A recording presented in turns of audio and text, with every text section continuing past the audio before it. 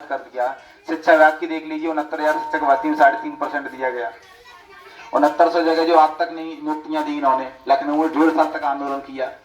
तो ये लड़ाई ये सोच लिए कि 1992-93 जो मंडल कमीशन जो लागू हुआ, उस दौर के बाद आज हम प्रधान, बीडीसी, ब्लॉक प्रमुख को जिला पंचायत सदस्य बनना शुरू हुए।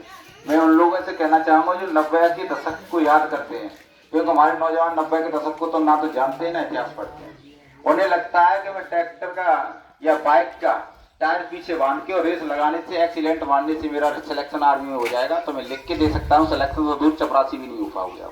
जब आपके पास जगह ही नहीं होगी तो आपके रेस लगाने से क्या फायदा। जब आपके पास शिक्षा व्यवस्था खराब कर दी गई इन्होंने, वैसा ही सिस्टम हो जाएगा जिस तरीके से तुम्हारे गांव में कोई स्वास्थ्य केंद्र तो बनाया जा सकता है, कहने का मतलब हॉस्पिटल तो हो सकता है लेकिन डॉक्टर नहीं होगा। उसी तरीके से तुम्हारे पास डॉक्यूमेंट तो होंगे लेकिन जगह नहीं होगी तो नौकरियां नहीं होंगी। मान लीजिए तो जो लोग इतना तो घूम रहे हैं तो सबके लिए होगा, हमारे लिए होगा।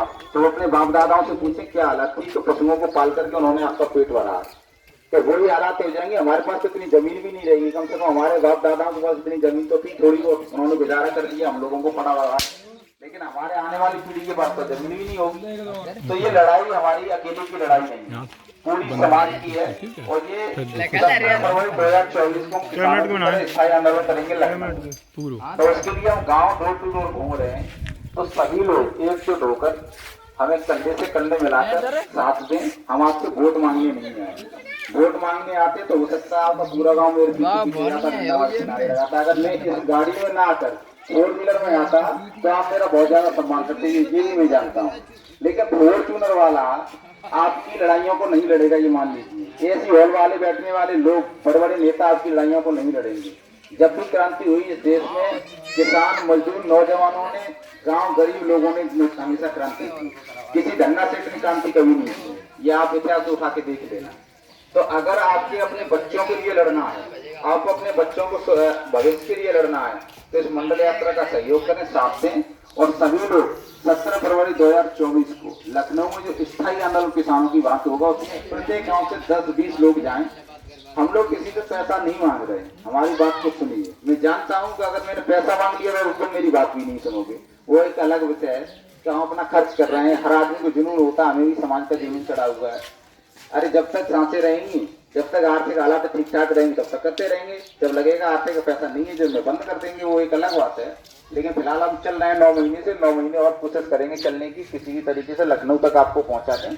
उसके बाद आपकी लड़ाई है, लखनऊ तक पहुंचाने की लड़ाई हमारी जिम्मेदारी है, लेकिन लखनऊ में स्थापित होने की जिम्मेदारी आपकी है। हम 4 लोग अगर जाके लखनऊ बैठ जाएंगे तो क्या लगता है कि हम समाज का भला कर सकते हैं? अगर आप एक विधायक को चुन लोगे तो क्या लगता है आपको भला कर सकते हो? क्या आप एक डीएम चुन के लगता है कि आप विधायिका में पहुंच सकते हो? क्या एक पत्रकार बना के लग सकता है कि तुम अपनी मीडिया में बात उछाल सकते हो? यानी जब तक तुम्हारा प्रतिनिधित्व तुम्हारी संख्या के आधार पर नहीं तय किया जाएगा, तब तक आप कुछ नहीं कर सकते हो। ये मान लीजिए अगर 100 रोटियां 100 लोग हैं तो जैसी बात है, एक रोटी होनी चाहिए ईमानदारी से। तो लेकिन ऐसा नहीं है इस देश में। अब देखिए क्रीमी लेयर हमें लगा दिया जाता है ओबीसी को। आप भी जानते हैं रिजर्वेशन, जो लोग नौकरियां देख रहे हैं वो विशेष तौर पर सुन लीजिए। तो क्रीमी लेयर ऐसी चीज स्थापित की गई हमारे साथ धोखा है। ये इसलिए किया गया कि तुम्हारे समाज को 2 भागों में बांट दिया गया। एक तरफ मान लीजिए कि देश में, या तुम अपने गांव में सोच लीजिए, जो सवर्ण समाज आर्थिक आधार पर रिजर्वेशन दिया गया है केंद्र सरकार ने, यानी सवर्ण हाई कास्ट को, तो उसका दायरा रखा गया 8 लाख। अगर कोई सवर्ण यानी इस देश का हाई कास्ट के अगर इनकम 8 लाख रुपया सालाना है तो वो व्यक्ति गरीब है, उसे गरीबी रेखा में रखा जाएगा। यही है ना ईडब्ल्यूएस का फार्मूला। लेकिन वहीं अगर ओबीसी 6.5 लाख क्रॉस करती है तो उसे क्रीमी लेयर में रखा जाएगा, यानी उसके बेटे बेटियों को रिजर्वेशन नहीं दिया जाएगा। अब मैं ये पूछना चाहता हूँ, एक जब देश है, एक संविधान है, तो इसमें दोहरे मापदंड। अगर 8 लाख में कोई फॉरवर्ड गरीब है तो मुझे लगता है 8 लाख में पिछड़ा भी गरीब होना चाहिए, एससी भी गरीब होना चाहिए, एसटी भी गरीब होना चाहिए। और अगर फॉरवर्ड अमीर है तो 8 लाख में ओबीसी को भी अमीर होना चाहिए, एससी को भी अमीर होना चाहिए, एसटी को भी अमीर होना चाहिए। क्योंकि जो लक्ष्य सावन मिलता है, या पांडे जी की जो 5 रुपए की मिलती है, वो पंडित जी को भी 5 की मिलती है, कोई मिलती है। एक्स्ट्रा पैसा तो पंडित जी देते नहीं, 10 रुपए की वो लेते होंगे किसी दुकान से। जब ये देश में सारी चीज सिस्टम एक है तो ये अलग अलग क्यों? भाई एक व्यक्ति 8 लाख में अमीर, एक गरीब, तो यानी तुम्हें विभाजन कर दिया गया। ये इसलिए कर दिया गया क्योंकि जो लोग क्रीमी लेयर के दायरे में आ जाएंगे वो लोग कहेंगे मुझे तो रिजर्वेशन मिलना नहीं है तो मैं लड़ाई लड़ूंगी, तो वो यानी आर्थिक हालत उसकी जो मजबूत होगी वो ऐसे आंदोलनों को जो पैसा देगा। इसलिए सरकार ने सोचा कि अगर इन्हें रिजर्वेशन ही नहीं देंगे तो ये लड़ाई में सहयोग करेंगे।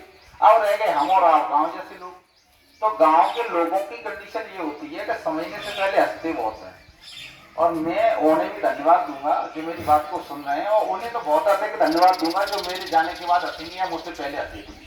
क्योंकि सही बात तो ये है कि जिन लोगों को घर में मंडल कमीशन की वजह से नौकरियां आई उन्हें मंडल कमीशन का इतिहास ही नहीं पता होगा। ठीक है ना, शिक्षित होना बहुत जरूरी है। आप शिक्षित नहीं होंगे सवाल पैदा ही नहीं होंगे, आपकी शिक्षा ही सवालों को जन्म देती है। तो मुझ पर हंस सकते हो ये मैं मानता हूँ, क्योंकि मैं सामाजिक लड़ाई लड़ रहा हूँ। अगर यहीं आप पे वोट मांगने आते आप मेरे जिंदाबाद के नारे लगा रहे होंगे अपने विधायक सांसदों की, कभी तुम्हारी हैसियत नहीं है उनसे सवाल पूछने की। अगर हो तो पूरे गांव को बता दो, किसी ने खड़े हो किसी विधायक या सांसद से सवाल कर लिया हो कि हमारे गांव में हॉस्पिटल क्यों नहीं, और कितने तुम्हारे विधायक और सांसदों तुम्हारी हैसियत है। कभी पूछा होगा तुम्हारे गाँव जो प्राथमिक विद्यालय जूनियर विद्यालय होंगे उनमें कितनी बार वो लोग आए, बताइए। बेरोजगारी में कितनी बार तुमसे बात की, शिक्षा पर कितनी बार तुमसे बात की, न्याय पर कितनी बार उन्होंने तुम्हारे साथ बात की।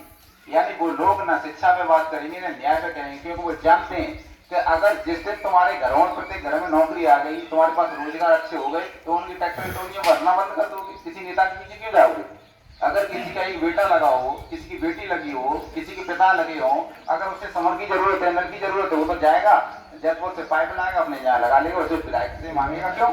विधायक से वही लोग मांगने जाएंगे जो निठल्ले और बेरोजगार होंगे। इसलिए निठल्ले बेरोजगारों की संख्या 80% होती है। वो मानेंगे नहीं, विधायक जी का जिंदाबाद के ही नारे लगाएंगे।